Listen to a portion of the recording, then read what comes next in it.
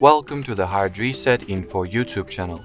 Today I would like to show how you can lock gallery on a Huawei phone.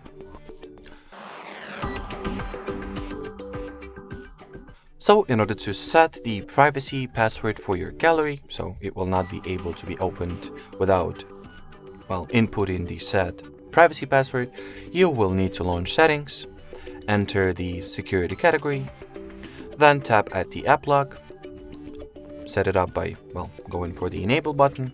Then you can decide whether you would like to use the same password for your lock screen and app lock.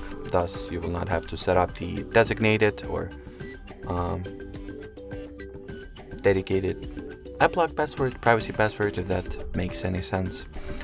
I'll go with just mimicking my lock screen password and using it to both unlock the screen and my apps that I've locked.